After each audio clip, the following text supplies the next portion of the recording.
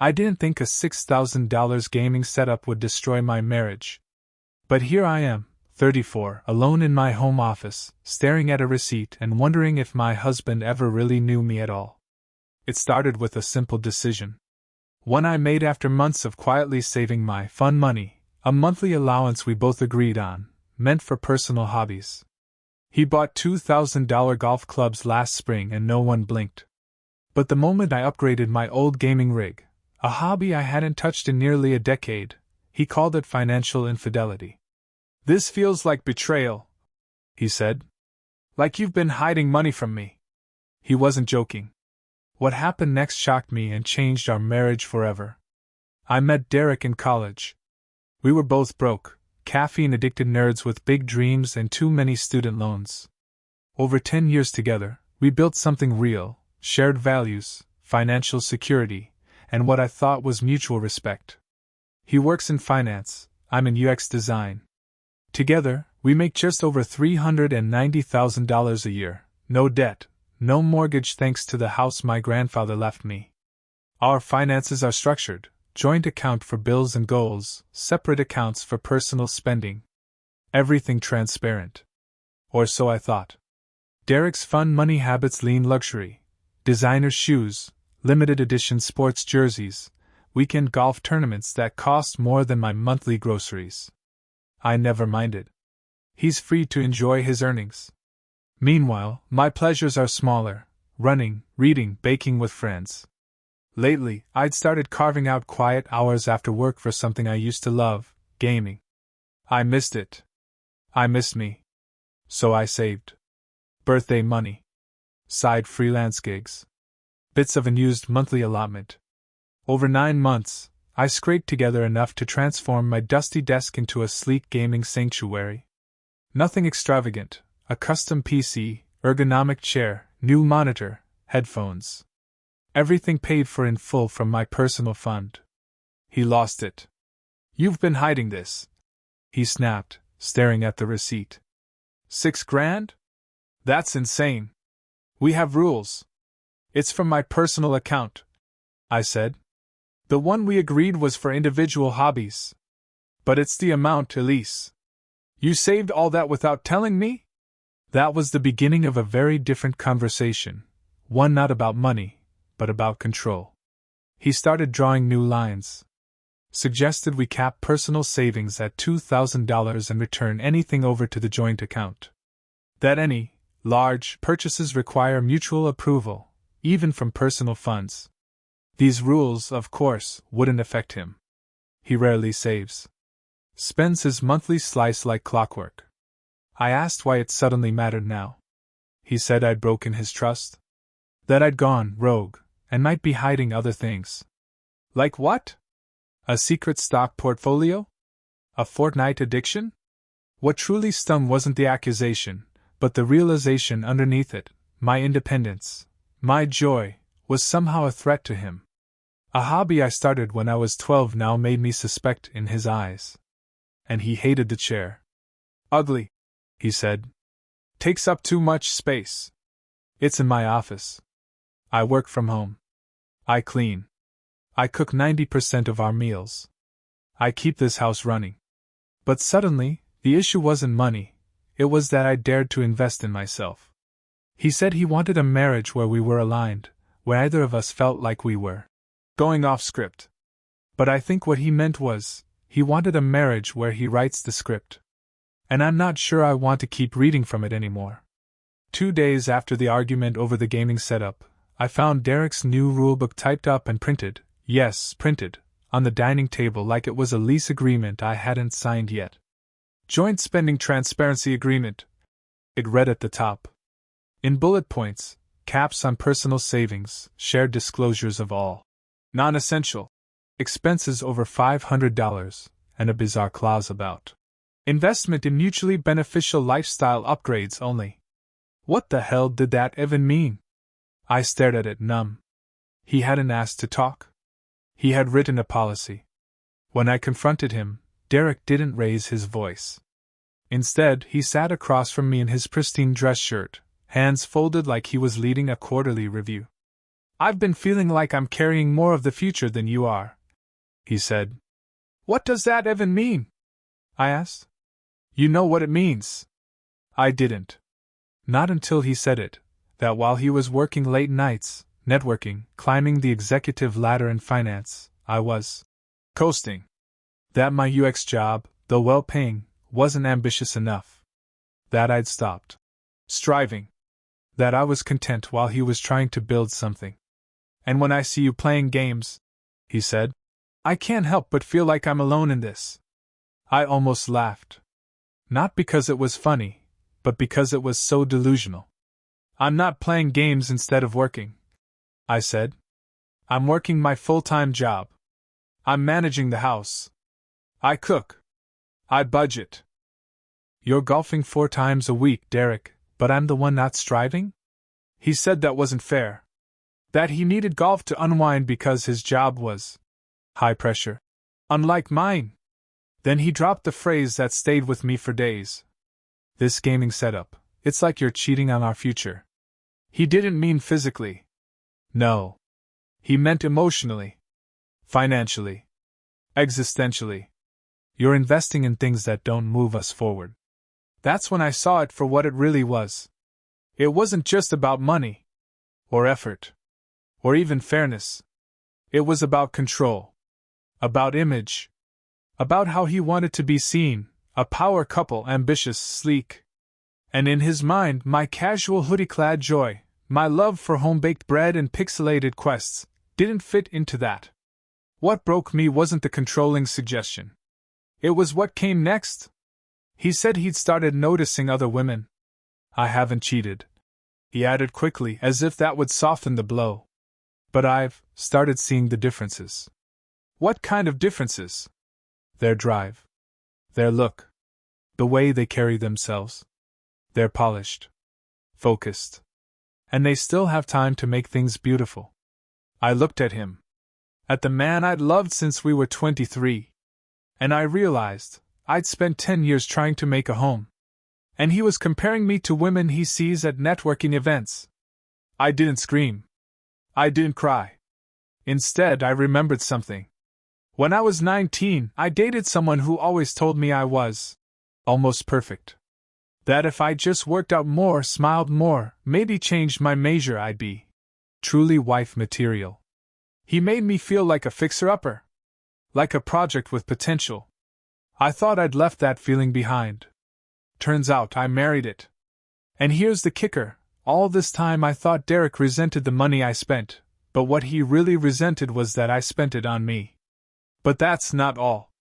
Later that week, I logged into our shared calendar to check a dentist appointment, and found something odd.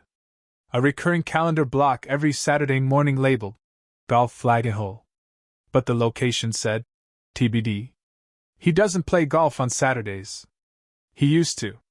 I clicked on a few past entries. Every one of them listed a different location, or none at all. Some weeks he didn't even take his clubs. I checked his phone GPS logs while he was in the shower.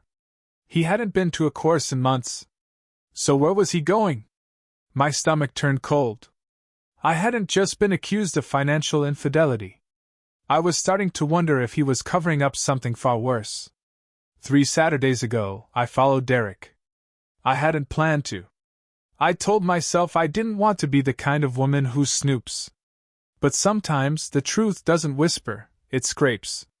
He left the house in golf gear, like always, kissed me on the cheek with a mechanical kind of softness, and said, "Don't wait up.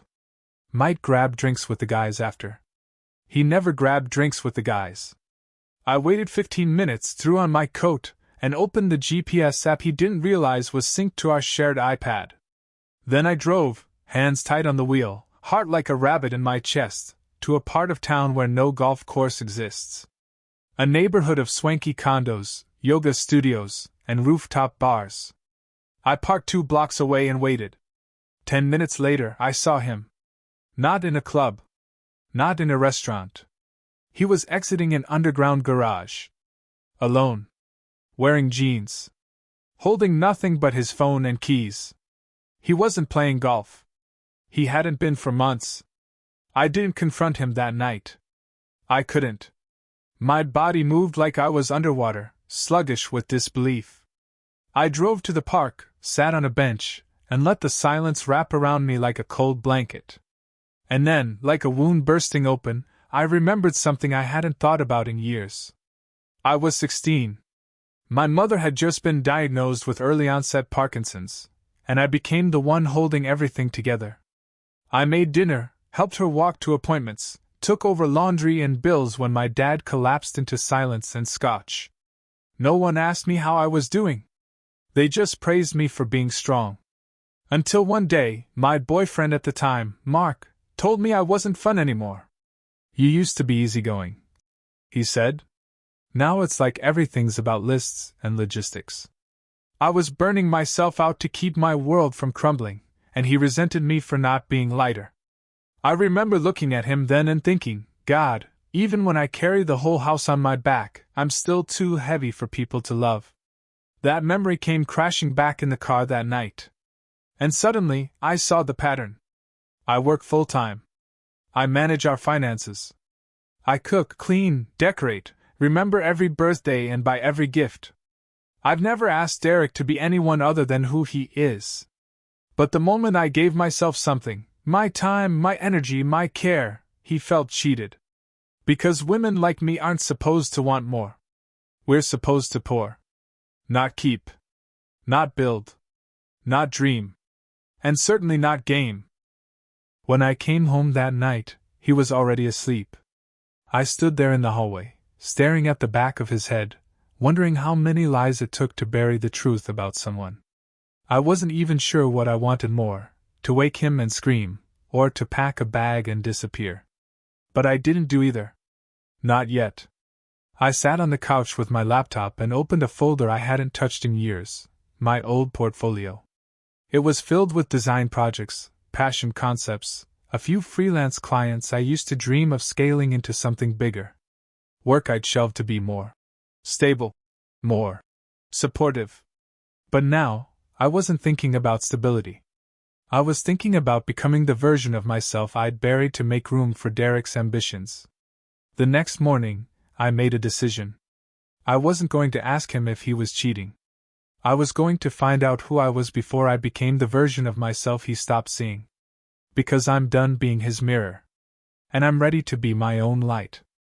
A week after I followed him, I decided to give Derek one last chance to meet me halfway. Not because I still believed him, but because I needed to know I'd tried everything before walking away. So I made an effort. A stupid, naive, humiliating effort. Saturday morning, I got my hair colored and styled for the first time in over a year. Soft caramel waves instead of my usual ponytail. Fresh manicure. Then I went to the farmer's market, bought fresh flowers and gourmet ingredients, and spent all afternoon cooking: lobster bisque, crab-stuffed mushrooms, filet mignon, garlic chive mashed potatoes, a white chocolate mousse topped with raspberries. I wore a dress, lavender, his favorite. Full makeup. Heels I hadn't touched in months. I set the table with linen napkins, the good dishes, candles. He walked in from golf, saw everything and said, "Wow, this is a bit much." That was it. A bit much. No compliment. No kiss. No help with cleanup. He ate, said, "Thanks," and went to scroll through his phone while I did the dishes. The next morning, he asked for brunch at home instead of our usual cafe. So I made French press coffee, Belgian waffles with caramelized bananas, eggs with garden herbs, and maple glazed bacon. Again, dress, makeup, smile. Again, lukewarm thanks. No help. No spark. I finally asked, "Is this what you wanted when you said I wasn't trying?" He didn't look at me. Just muttered, "It's a start." Then came the words that detonated everything. "I'm being hard on you because, frankly, I think you have a lot to make up for, being a low-value woman." Silence. Total silence. "I'm sorry, what?" I asked. "You weren't a virgin when we met," he said flatly. I stared at him, unable to process the sheer audacity. We met at 22. I'd had 2 prior relationships. Both committed. Nothing casual. We never even discussed this as an issue. We were two adults who'd lived full lives before meeting. You've never brought that up as a problem, I said. I didn't want to make you feel bad. He shrugged. But honestly, you're lucky anyone wanted to marry you. I couldn't speak. My entire body went cold. He continued, like a prosecutor reading out a sentence. I've been talking to someone from work. We haven't done anything physical, but we connect on a deeper level. She's untouched. Ambitious. Inspiring. I asked. So if I don't suddenly become a virgin again, cook gourmet meals daily, and wear heels in my own home, I'm disposable? I'm saying you need to step up. If you want to keep me, keep him. Like I was lucky to have him. That night I packed his things. He said, Fine. I'll stay at her place. He didn't even try to argue. And that was the moment I knew. All the judgment, the accusations, the sudden fixation on my appearance, it was never about self-improvement or love. It was the beginning of a campaign. A long, methodical campaign to justify walking out. To make me small enough to fit in his rearview mirror. I took the week off work. Called a lawyer. Cancelled marriage counseling. Booked an appointment with a therapist. Got an STD test. Changed the locks. He and his, untouched, coworker came to collect his clothes on Tuesday. She's 25. Pregnant. And apparently shocked to find out I still live in the house he told her was his. I didn't say much. I didn't need to. Because every lie he told her will come home to roost in time. The night they came to collect his stuff, I stayed calm. Too calm, maybe. Derek strutted in like a man who'd won.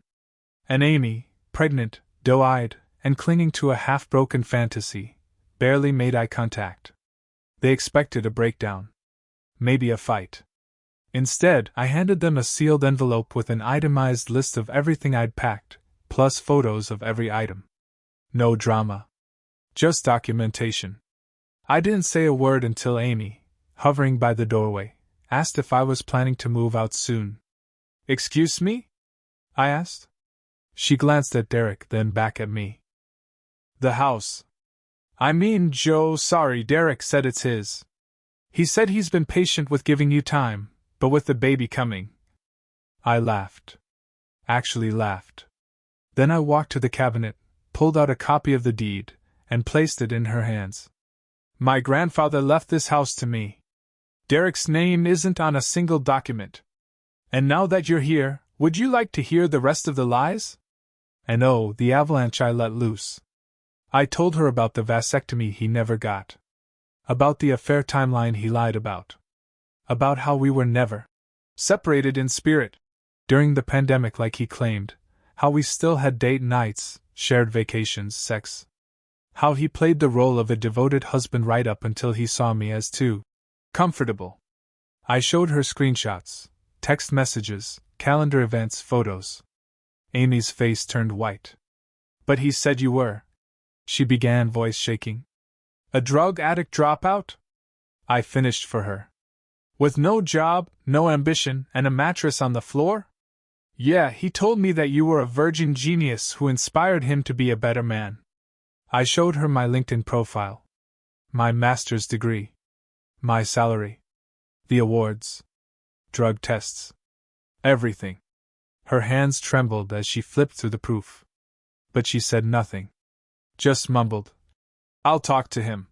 And left with him in silence. And maybe that should have been enough. But a week later, she texted again. Amy offered me $20,000 to leave the house, my house, because she and Derek were ready to start fresh. That was the moment I snapped. I scanned the deed again. Took photos of my family in front of the house. Sent every bit of documented proof to Amy and told her, this house is not for sale. Especially not to a man who gaslit me into thinking I was less than. You want fresh? Start by leaving behind what's rotten. They didn't respond. Amy had the baby a month later. I don't know if she stayed with him. I don't care. Because now I'm thriving. I got a promotion. A 40% raise. Rented out the extra rooms to 2 friends. My kitchen is still full of fresh herbs. My hair is still in a ponytail most days. But my soul? Unleashed. Some nights I sit at my gaming desk, surrounded by soft light and the quiet hum of peace, and I feel something I haven't felt in years. Safe. Not because someone is watching over me, but because I finally remembered how to watch over myself.